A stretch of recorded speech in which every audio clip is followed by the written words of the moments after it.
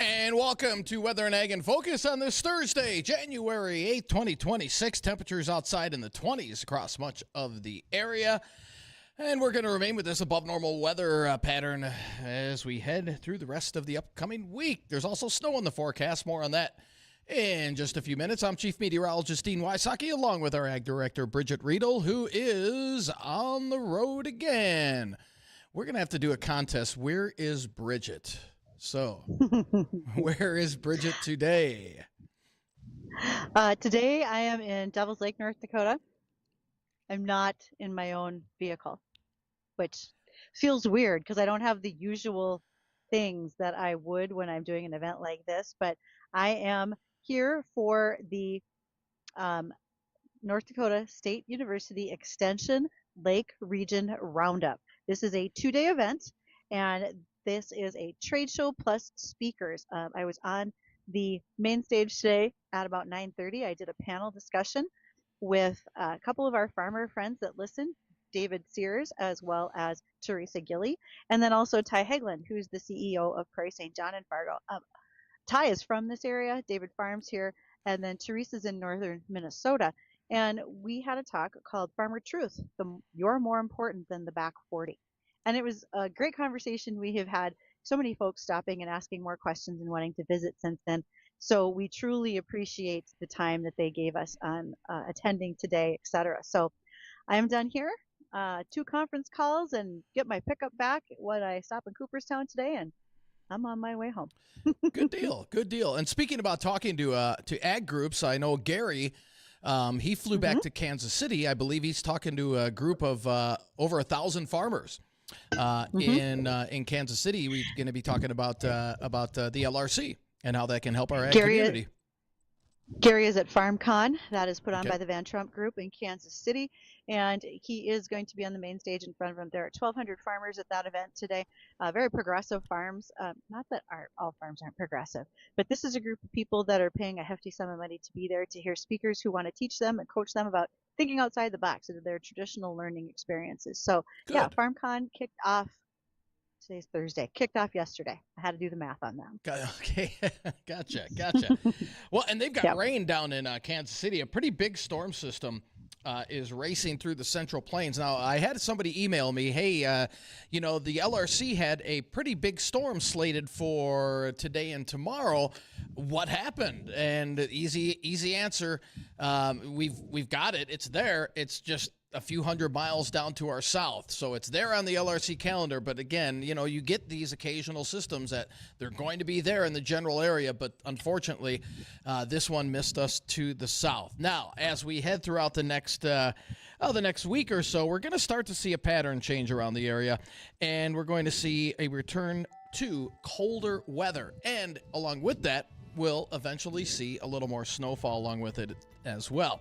Not today, though. We're looking at a mix of sun and clouds, a lot of high clouds out there. We'll call it partly cloudy, temps in the upper 20s to near 30, and winds will be out of the northwest at about 10 to 25, I should say.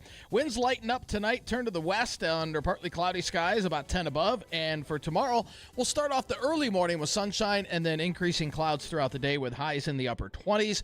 A clipper system will bring us a little light snow late Friday night, but more so Saturday morning as colder air dumps into the area along with wind. Now, I'm not expecting a lot of snow out of this, about a half inch, but we're going to have 15 to 30 mile an hour winds and gusty. So whatever little snow we do get is going to be blowing around Saturday morning. So could have a little slippery travel Saturday morning. Highs only in the teens on Saturday. Then winds lighten up on Sunday. We'll rise up into the 20s, and then we're back into the 30s. It looks like mid to upper 30s as we head into Monday of next week. And then a couple more clipper system. These look to pack a little more punch. One about Tuesday, and then another one Thursday, Friday. The Thursday, Friday one looks a little more important with more snow. Not a lot of snow, but a little more snow and a lot of wind. So I think as we turn the corner past mid-month, we're going to start seeing a few more of these clipper systems and colder weather heading our way. If you want to know how much snow, I did just post an article on our website, WDAYradionow.com, showing how much snowfall we're expecting in our area over the next 10 days. It's accumulated snowfall over the next 10 days, and we'll see some fresh powder, but I know a lot of snowmobilers would like a little more powder. My suggestion is drive to the UP of Michigan. They have had more than enough snow in the UP of Michigan. It's a day's drive away. Great sledding there, fresh powder. They've gotten, I believe, 40 inches above their normal so far this winter season, and they've got about 2 or 3 more systems heading their way over the next week. So that's the closest place we could go with some really deep, good fresh powder. I wish we had a little more here, but just not in the cards just yet. Most people don't equate North Dakota with fantastic skiing or anything like that. I mean, we have a little. There are some places like Huff Hills and up at Botno, etc. But yeah, it's not always the first thing that comes to mind for folks. Throughout today, we would love to hear from all of you. And therefore, if you have a chance to call us, you can reach us on the JLA Insurance phone line, 701-293-9000.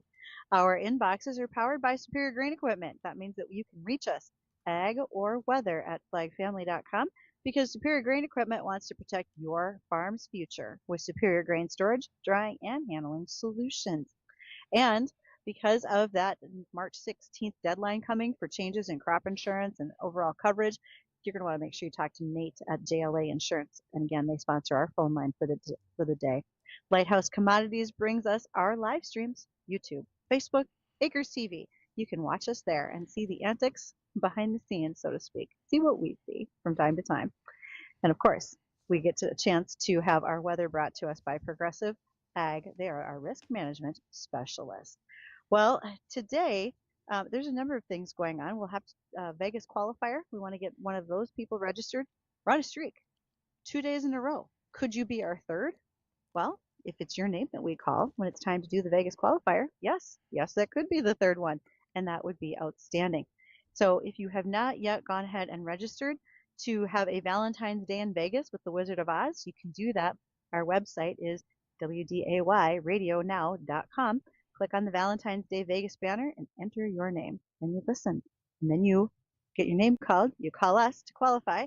And then you show up on February 3rd at Kingpins. Now you get the chance to win the airfare, the hotel stay, the $500 in cash. And that's all going on February 14th. Brought to us by Alsager Meats, Kingpins, and Frontier Airlines. So that's coming up sometime in our hour.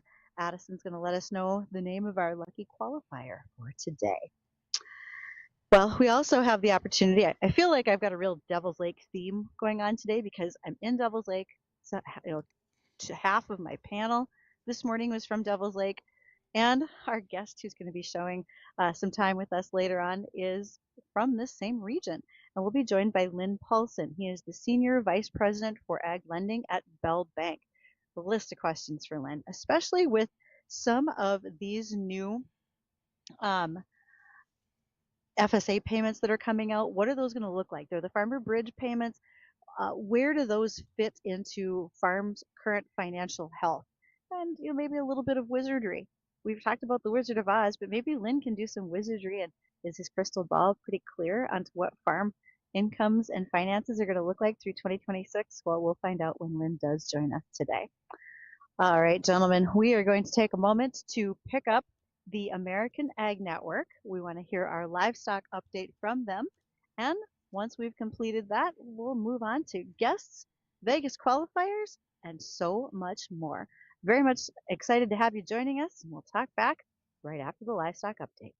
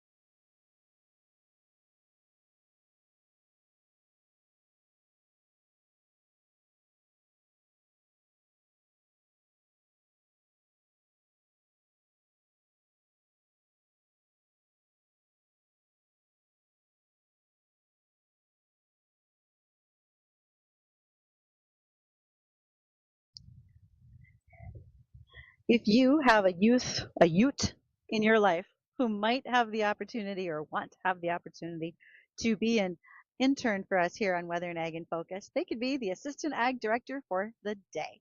Please drop me an email, ag@flagfamily.com. I'll send you the application. I'm looking for students who are sophomores in high school to sophomores in college, and we would make sure to get them on air for a day with our team. This program is sponsored by Cass County Farm Bureau, and just a huge thank you for their help and awareness, not only in ag education, but also communications. So if you're not yet a Cass County Farm Bureau member, might not be a bad time to give them a call. Take a look at their website, see what those benefits might be for you. We are very happy to have joining us today Lynn Paulson. He is the Senior Vice President for Ag Lending at Bell Bank here in Fargo, but Lynn's on the road today too, I think. And so, Lynn, if I'm near your hometown in Devil's Lake, where are you today? I'm actually in Grafton, North Dakota today. Yeah, should I drive up? Do you want to have coffee before we all head home, or you don't have time? Yeah, there you go.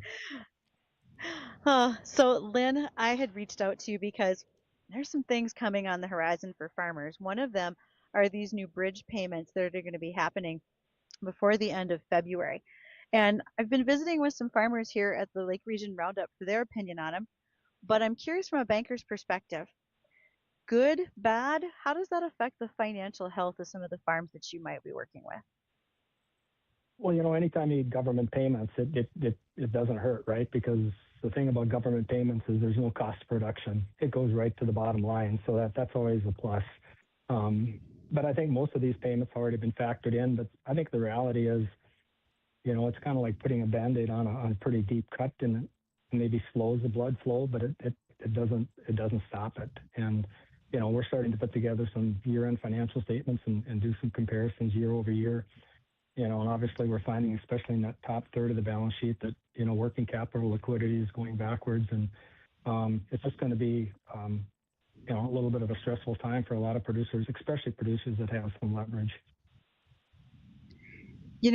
Talking to producers today, one of the first things they told me when I asked what the bridge payment might mean for their operation, I said, frankly, it's going to go to paying my inputs, my seed and my fertilizer. Yeah. It's signaling to the market that they don't have to make any deals, you might say. So it's not going out and buying new bins or maybe even paying down debt. Would you see your balance sheet looking the same for many farmers?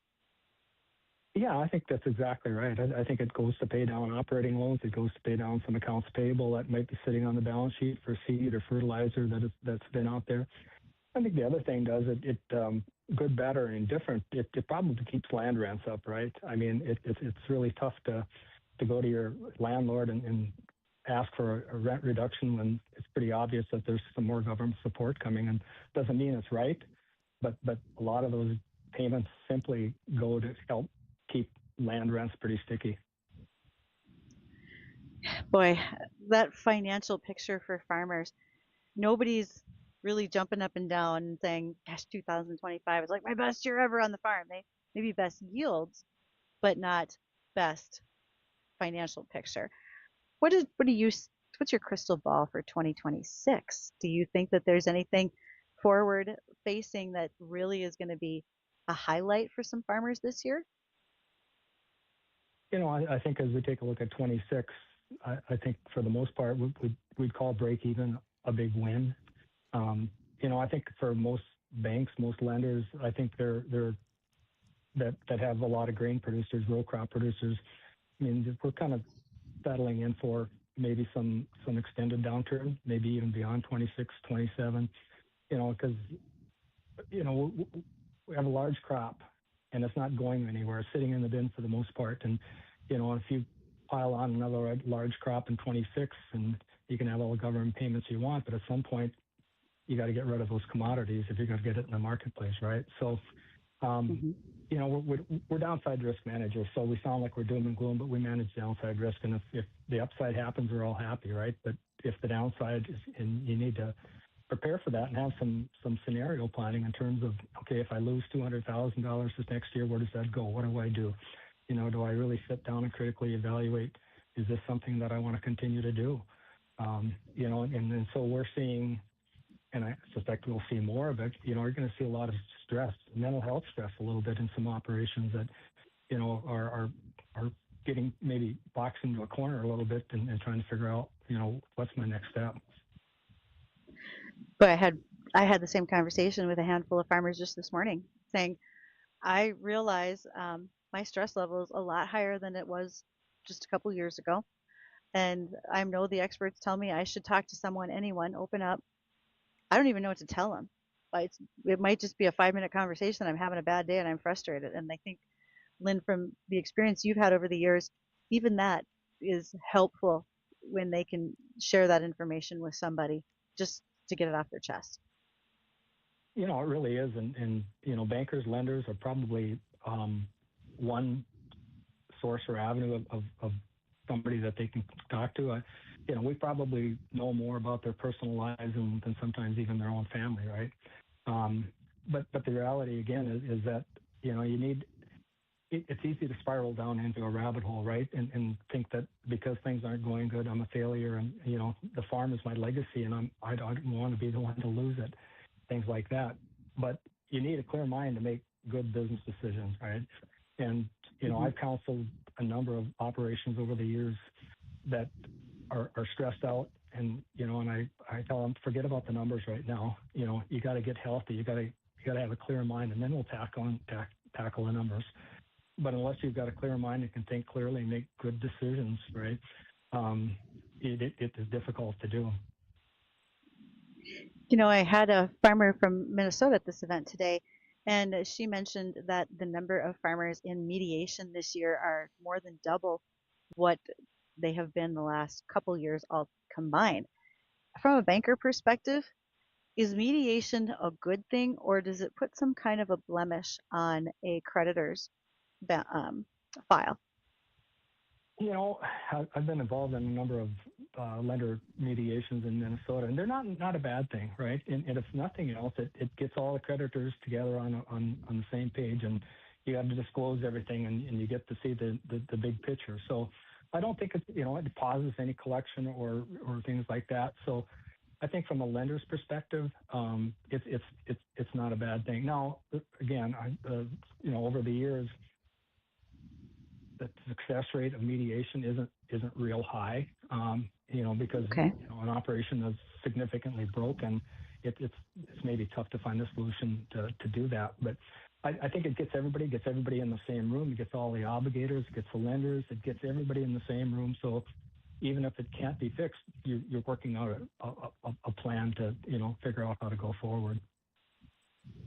Well, it's just it. There's got to be a plan of some sort, because the other alternatives of doing nothing aren't going to work. They're not going to pay you off at that point. That's just a given. Yeah. A question I had from a farmer listener, and he said, from a banker's perspective, Lynn, as you're reviewing balance statements or profit and loss statements for your clients and their credit applications, do you see interest really eating up a lot of budgets this year, or is that maybe not the biggest category where money is spent on farm right now? Yeah, it really isn't the biggest right now. I mean, it seems like when you go from 3.5 or 4 to 7 or 8, it seems like a lot, and it is, right? But still, interest expenses as a percent of overall farm expenses is still a pretty reasonable number. Now, again, you're going from some super low rates that quite frankly, I don't think we'll ever see again.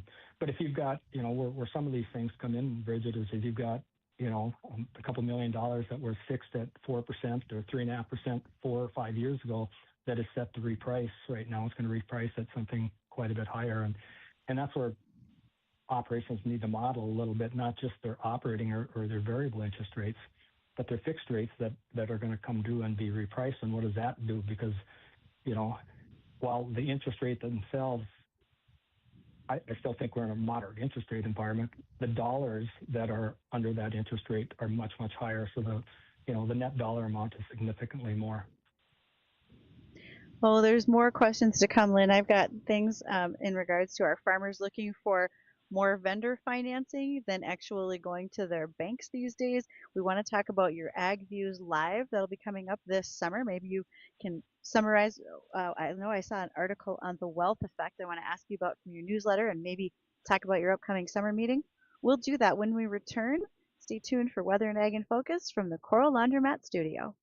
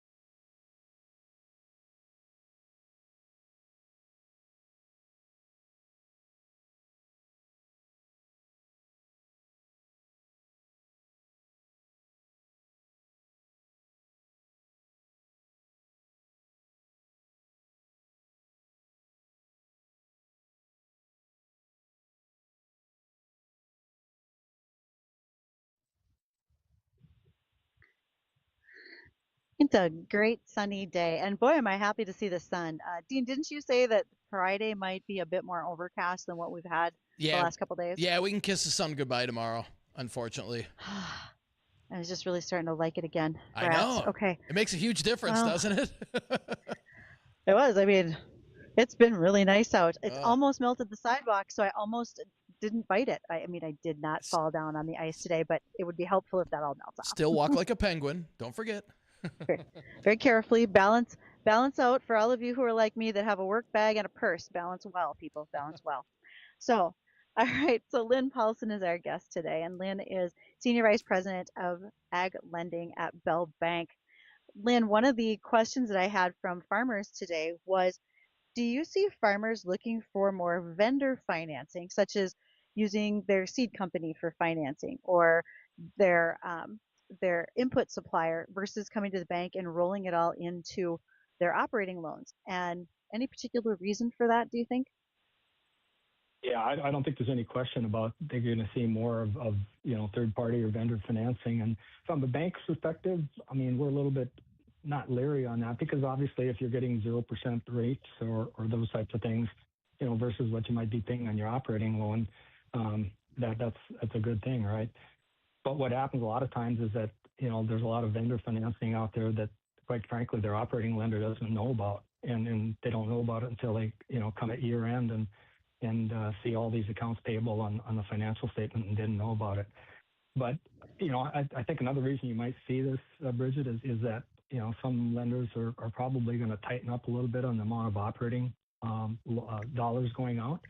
And, the producer, if he's got bills to pay or if he's got inputs that need to be, put on, he's going to do what he has to do because that's, it's interesting, about how what do you cut back on? And if you plan for a small crop, that's what you're guaranteed, right? And that doesn't do anybody any good. And there's certain things maybe you shouldn't cut back on, and maybe one of them is crop insurance, right? You want to have some downside risk protection. So if you're going to cut expenses, make sure you're cutting the right ones. But long and short of it is, yeah, I think you're going to see more vendor financing out there. But they've tightened things up a little bit too, and they probably want to see a financial statement and maybe a little bit more financial information than they have in the past because, they don't want to get caught holding the bag either. No, you're right. And they probably aren't as well equipped, if you will, if something does go south versus what you may all be prepared to handle in a banking setting. Yeah, exactly. They're selling product, right? And that's how they get paid, and understandably so.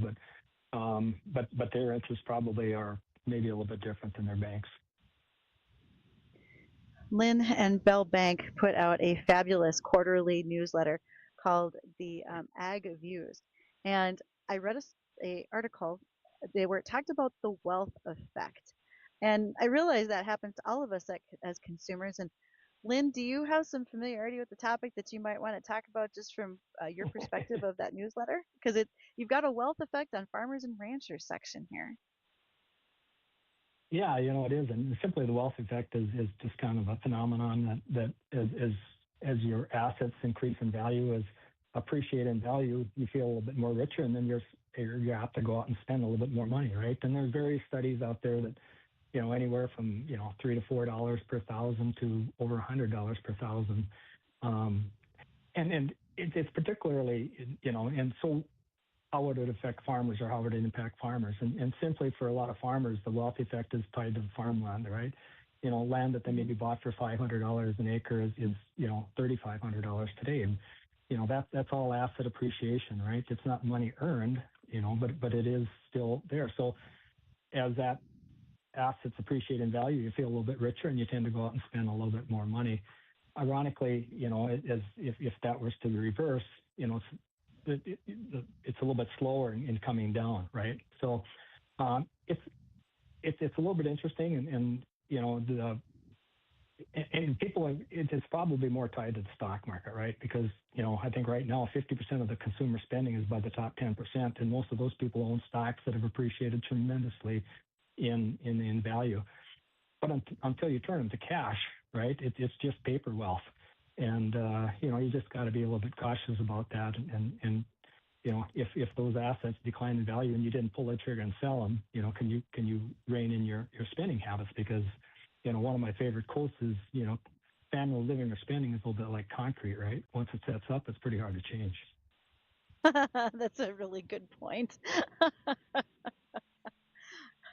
Yeah, and you're exactly right. Once we establish those new habits, it's really no different than when you see gasoline or fertilizer prices go way up and spike. Then when they come back down, you've just established a new low in the market. I'm not saying it dropped back to where it was or you reset it, but you just put in that new low. Yeah. And I appreciate seeing what you said here, that a general rule of thumb is that for every dollar of farmland equity, that equates to about 50 cents of borrowing capacity. And I know there's more factors that go into it, but as a general rule of thumb, is that something that every bank uses, or can that be somewhat variable by the banker or their philosophy? Yeah, and simply what I was getting at there a little bit is that, banks like to think that they're not collateral lenders, right? And typically we aren't. But collateral is the underlying, that's what gives us, the ability to sleep at night a little bit, right? So, if you're going out and buying land today and you're paying $1 million for that land, we'd probably, all factors considered equal, we'd lend, $500,000 on that, right? So if that were to fall, the producers or the farmers' ability to go out and borrow certainly is going to be less. And it's no different than existing loans that you have.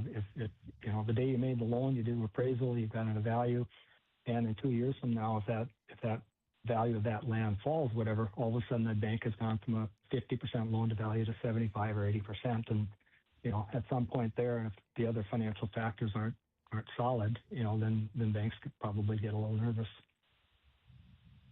Lynn, I always appreciate getting the Ag Views quarterly newsletter from Bell Bank. If folks are listening and they would like to get that as well, how could they do that? Just go to our website, Bell Bank. They got a big website out there. And you can click on there's a link to click on the newsletter, and we can either send a hard copy or an email version. But it's proved to be a real popular thing.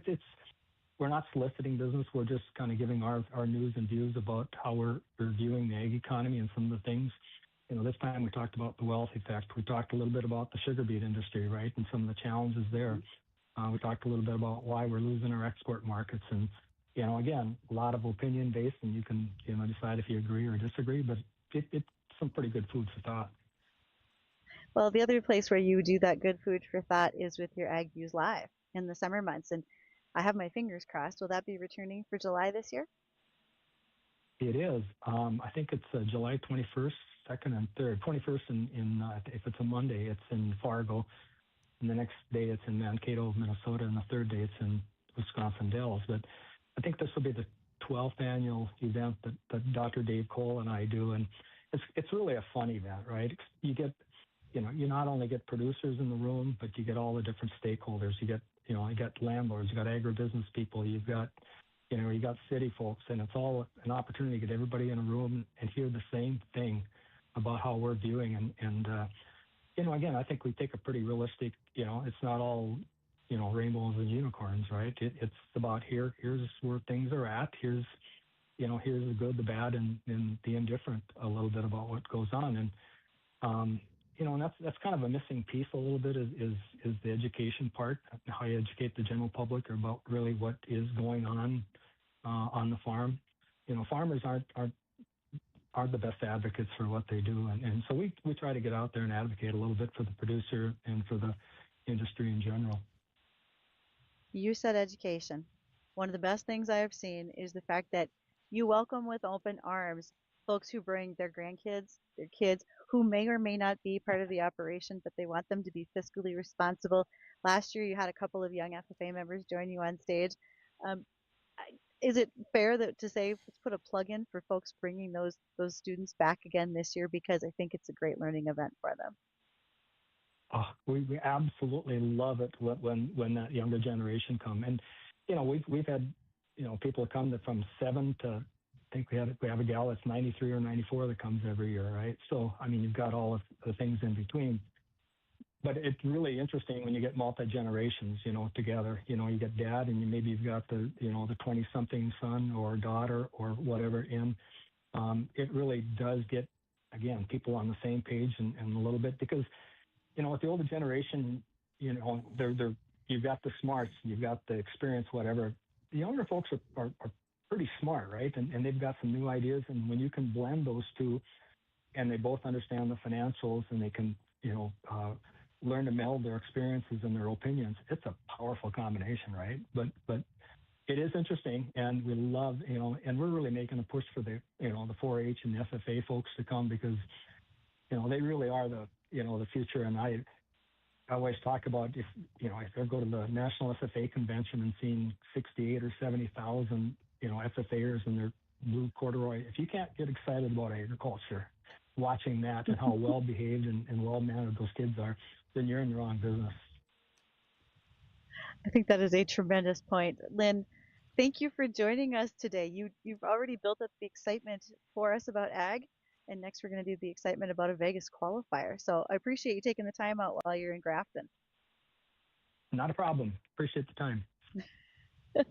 Dean, you'll laugh at this. I have noticed where I'm sitting in this parking lot to do our show, there are 4 other people on conference calls and or Get whatever out. in their vehicles. So everybody's using this parking lot. But yes, we have a Vegas qualifier. We're going to be looking for Brady Monroe of Arnegard.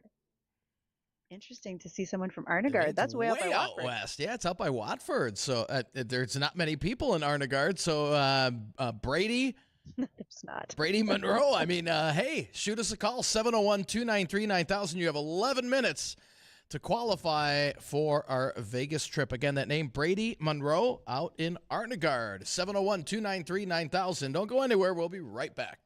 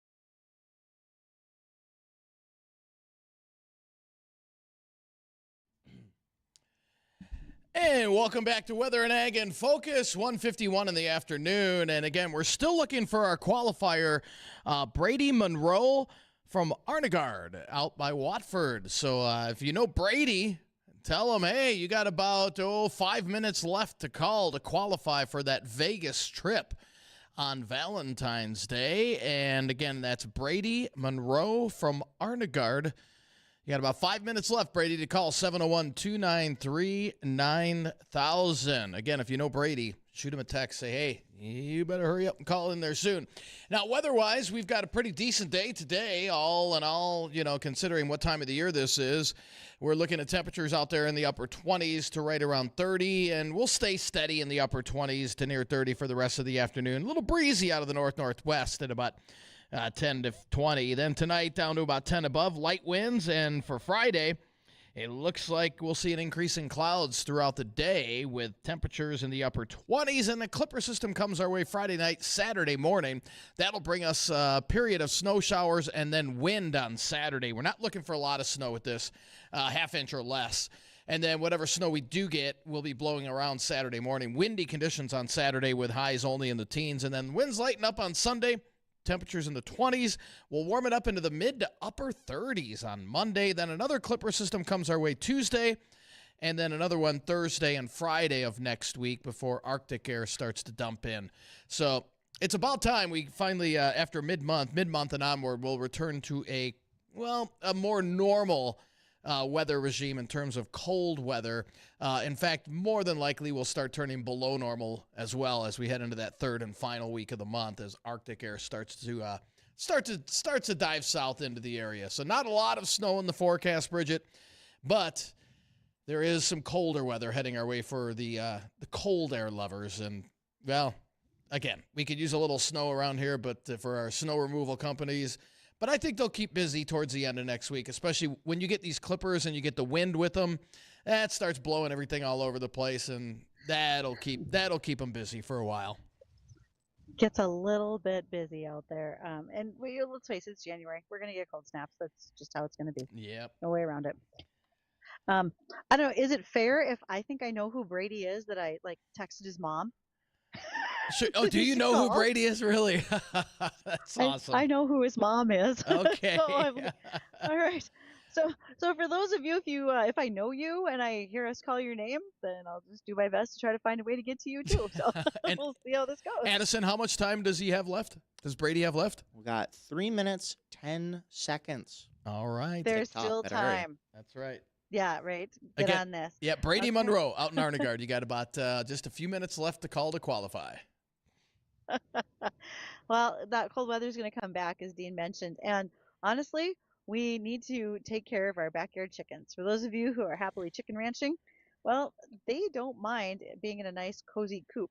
In fact, their body temperature needs to be well maintained. All right. Anybody have a guess on what a chicken's body temperature is, you guys? Oh, it's cooler than the humans, I believe. Addison, I'm going to go 85. Addison, what's your guess? 165 if they're cooked well. He's not wrong. But their own body temperature, well, they're not quite cooked thoroughly. They're at 106. Oh, wow. And so once it gets to be this below their thermoneutral zone, new word for everybody today, then they have to work harder to stay warmer. So go check those sheds. Now is a good time to make some repairs on a warm day like today, or relatively warm for January, and get rid of the drafts. Tidy things up. Make sure that there's no way for predators to get in too, because if you've ever seen what happens when a weasel gets in a chicken coop, ladies and gentlemen, that's a murder scene you never want to have to witness a second time in your life. I'll tell you that. So get rid of the drafts, keep out the pests. And then also remember that when you've built the roosts, they should be 12 inches above the floor and 9 inches of elbow room or wing room for those birds as well. So that's a key factor in keeping them healthy and producing throughout the winter months. So even when it comes to keeping those drafts down, it helps to prevent their waterers from freezing open. Like most livestock and humans, chickens need a fair amount of water on a very regular basis.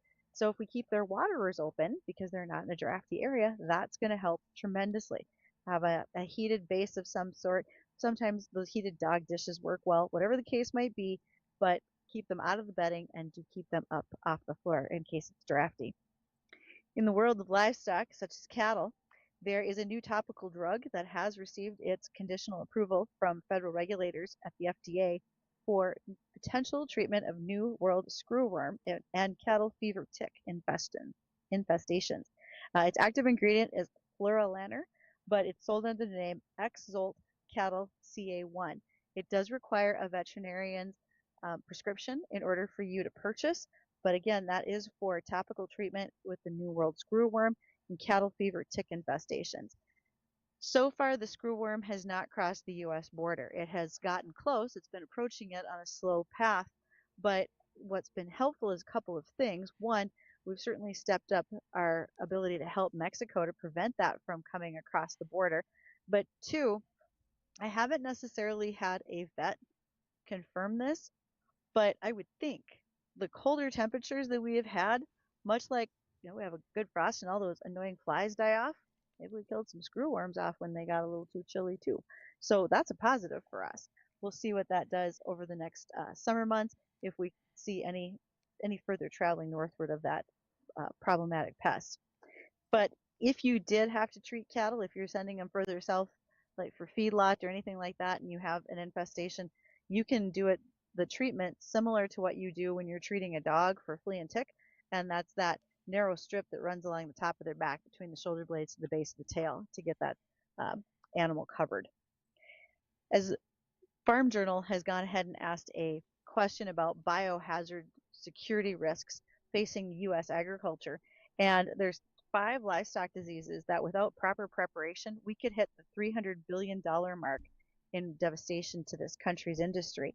We've focused very heavily the last few years on foot and mouth disease, which can happen in any cloven foot, whether it's sheep, hogs, or cows, African swine fever, New World screwworm, bird flu, and the porcine reproductive respiratory syndrome in hogs. Those are the top 5 concerns that the vets have. All right. Well, Bridgette, our streak ran out at 2. Brady didn't make it in time, so sorry, Brady. Your name does go back into the drawing, though, so hopefully next time. So for Bridgette, myself, I want to thank everybody for joining us on Weather and Ag in Focus. Don't go anywhere. The Jay Thomas Show. It's coming up next.